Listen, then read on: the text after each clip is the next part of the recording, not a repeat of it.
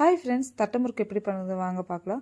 3/4 பவுல் அரிசி மாவு எடுத்து அதை நல்லா கொஞ்சம் வறுத்து எடுத்துக்கணும். மிதமான ஹீட்டில் வச்சுட்டு 1.5 டேபிள் ஸ்பூன் உளுந்தம்பருப்பு எடுத்து அதை கலர் மாறுற வரைக்கும் வறுத்து எடுத்துட்டு அதிலே 1 ஸ்பூன் பொட்டுக்கடலை போட்டு நல்லா பவுட்ரு பண்ணி எடுத்துக்கணும். 1 ஸ்பூன் மிளகாத்தூள், தேவையான அளவு உப்பு, 1 ஸ்பூன் சீரகம். நீங்கள் சீரகம் சேர்த்துக்கலாம் அப்படின்னா கருப்பெல்லு கூட சேர்த்துக்கலாம். இதெல்லாம் நல்லா பிணைஞ்சிட்டு இதில் பார்த்தீங்க அப்படின்னா 1/2 ஹவர் கடலைப்பருப்பு ஊற வச்சு எடுத்துருக்கேன். அதையும் ஆட் பண்ணி இந்த மாதிரி சப்பாத்தி மாவு பதத்துக்கு பிணைஞ்சு எடுத்துக்கணும். இதை குட்டி குட்டி பால்ஸாக எல்லாமே பிடிச்சி வச்சுக்கிட்டேன். இப்போ பார்த்தீங்க அப்படின்னா 25 பால்ஸ் வந்திருக்குது. ஒரு பிளாஸ்டிக் ஷீட் எடுத்து அதில் எண்ணெய் அப்ளை பண்ணி நல்லா இது பண்ணிவிட்டு கையிலேயே வச்சு இந்த மாதிரி தட்டி எடுத்துக்கோங்க. தட்டி எடுத்துகிட்டு எண்ணெய் நல்லா சூடானோன்னே இந்த மாவை உள்ளே ஆட் பண்ணிட்டு எடுத்தோம் அப்படின்னா நம்மளுக்கு தட்டை முறுக்கு ரெடி ஆயிடுச்சு. நீங்களும் உங்கள் வீட்டில் ட்ரை பண்ணி பாருங்கள். எப்படி இருக்குங்கிறத கமெண்ட் செக்ஷன் ஒரு இன்ட்ரெஸ்டிங்கான வீடியோவில் பார்க்குற. அது வரைக்கும் உங்களுக்கு Vighnesh Vlogs.